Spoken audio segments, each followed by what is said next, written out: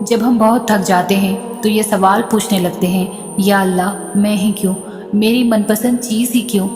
اگر کبھی زندگی میں وقت ملے تو اس بات کو ضرور محسوس کرنا کہ ہم خوشی میں جتنے مرضی سجدے کریں مگر اللہ سے کبھی بھی اتنی مضبوطی سے نہیں جڑ پاتے جتنا ہمیں اس سے غم کا ایک سجدہ جوڑتا ہے۔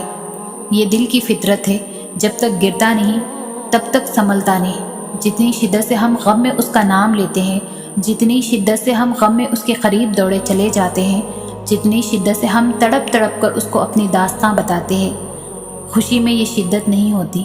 اس لیے کبھی کبھار وہ چاہتا ہے کہ میرا یہ بندہ مجھ سے بات کرے، مجھے پکارے، پھر وہ اس سے اس کی من پسند چیز دور کر دیتا ہے تاکہ رابطہ بحال رہے بندے سے۔ اور اگر وہ تم سے رابطہ بحال رکھنا چاہتا ہے تو پھر اس غم کے سجدے جو اس نے جھولی میں ڈالا ہے۔ اور یاد رکھنا، عبادت سے خدا محسوس ہوتا ہے مگر غم خدا تک لے جاتا ہے۔ یہ یاد رکھو گے تو غم کبھی بھی تمہیں تھکنے نہیں دے گا۔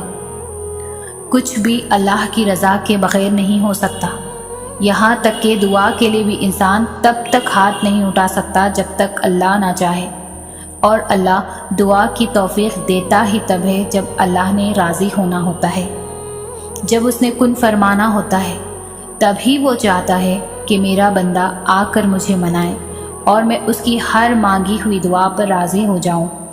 اور اس سے بڑی خوش قسمتی اور کیا ہو سکتی ہے کہ وہ خود ہمارا انتخاب کرتا ہے، ورنہ ہمارے ارد گرد کتنے ایسے لوگ ہیں جو مایوس ہو کر دعا مانگنا ہی چھوڑ دیتے ہیں۔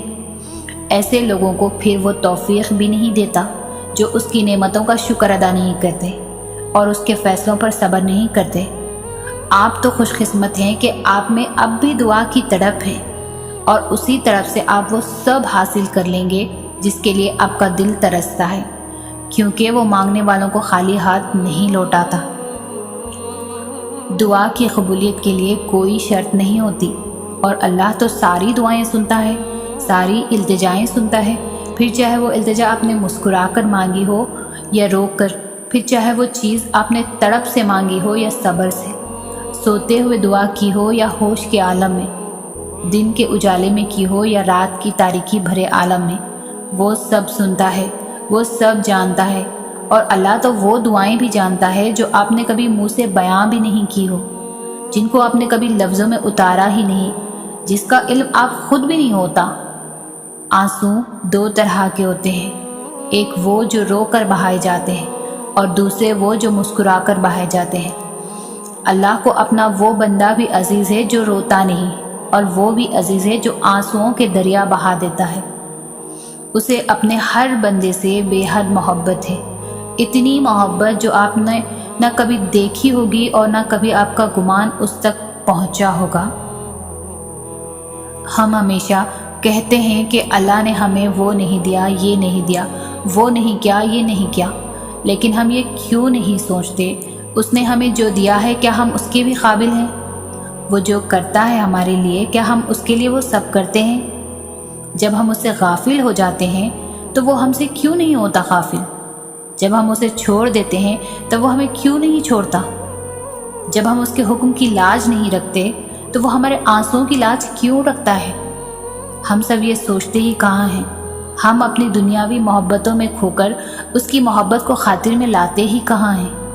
مگر پھر بھی وہ ہم سے کبھی منہ نہیں موڑتا، ہمیشہ ہمارے لوٹ آنے کا انتظار کرتا ہے، ہماری تڑپتی ہوئی ایک آہ بھی نہیں سن سکتا اور ہمیں سب عطا کر دیتا ہے۔ جتنی محبت ہم ان انسانوں سے کرتے ہیں جو ہمیں رسوا کر دیتے ہیں، اتنی محبت اگر ہم اللہ سے کریں تو کبھی رسوا نہ ہو۔ بس یہ بات سمجھنے میں کبھی کبھار ہم ساری عمر لگا دیتے ہیں۔ نا امید کیوں ہوتے ہو؟ اللہ پر بھروسہ نہیں ہے؟ اس کی طاقت اور قدرت سے بے خبر ہو؟ وہ تو ہر شے پر قادر ہے۔ ایک وہی تو ہے جو امیدیں پوری کرتا ہے، ناممکن کو ممکن بناتا ہے۔ پھر کیوں مایوس ہوتے ہو؟ یقین رکھو وہ یہ وقت بھی بدل دے گا، خوشیاں پھر سے تمہارے حصے میں آئیں گی۔ حالات کبھی بھی ایک جیسے نہیں رہتے، آج برے ہیں تو کل اچھے ضرور آئیں گے۔ بھروسہ رکھو، اللہ سے باتیں کیا کرو، وہ تمہارا انتظار کرتا ہے۔ اس کے آگے آنسو بہا دیا کرو، وہ تمہارے مٹانا چاہتا ہے۔ وہ تمہاری دعاؤں کا انتظار کرتا ہے۔ وہ چاہتا ہے تم اس سے مانگو تاکہ وہ ان دعاؤں پر کن فرما دے۔ بس تم بے یقینی اور بے دلی سے مت مانگا کرو، قبولیت کے یقین کے ساتھ اس کے آگے جھولی پھیلا دیا کرو۔ تم اس کو جب جب پکارتے ہو وہ تمہیں تب تب جواب دیتا ہے، تب تب سنتا ہے۔ وہ نہیں دیکھتا کہ تم اس کے پاس کیسے آ رہے ہو، کتنے وقت کے بعد آ رہے ہو۔ وہ ہمیشہ سے تمہاری صدا سنتا ہے۔ اس نے تمہیں کبھی تنہا نہیں چھوڑا، بلکہ وہ تو تمہارا انتظار کرتا ہے۔ دن میں 5 وقت بلاتا ہے، تہجد کے سجدوں کو تم تک لے آتا ہے تاکہ تمہیں سننے تمہاری بے سکونی دور کر دے، تمہاری امید بھر دے۔ جب وہ چاہتا ہے کہ ہو جا تو وہ ہو جاتا ہے۔ صبر رکھو، تم نہیں جانتے کہ تمہارے لیے کیا صحیح ہے اور کیا غلط۔ اس دیر تمہاری نظر میں دیر ہے، جبکہ وہ عطا اپنے صحیح وقت پر ہی کرتا ہے۔ صبر اور یقین رکھو، وہ تمہیں اتنا عطا کرے گا کہ تم اس کا شکر ادا کرنے میں ساری عمر گزارنا چاہو گے۔ سنو بس دعا کرو اور باقی سب رب پر چھوڑ دو۔ تمہارا رب بہترین جانتا ہے۔ ارے سنو تو، تم تو اپنی زندگی کو دعا کے ذریعے بدل سکتے ہو۔ اپنے نصیب میں دعاؤں کے ذریعے وہ سب ڈال سکتے ہو جو تم چاہتے ہو۔ پھر پریشان کیوں ہوتے ہو؟ ابھی بھی وقت ہے۔ اس رب کے پاس لوٹ آؤ، اس سے مانگو دعا اس نے تمہارے لیے ہی تو بنائی ہے۔ اگر ہم اس چیز کو لے کر پریشان ہیں کہ کیا ہم جس کے پیچھے بھاگ رہے ہیں وہ ہمارے نصیب میں نہ ہوئی، تو پھر رب نے دعا اسی لیے تو تمہاری جھولی میں ڈالی ہے، تو تم کس بات کو لے کر پریشان ہوتے ہو؟ اگر ہم یہ سوچتے ہیں کہ ہمارے نصیب میں تکلیف ہے تو کیا ہوا، ہمارے رب نے ہمیں بھی تو نوازنا ہے کہ ہم جائیں اپنے رب کے پاس اور مانگے دعا جیسی خوبصورت نعمت، کیونکہ اسے ہمارا مانگنا ہی تو پسند ہے۔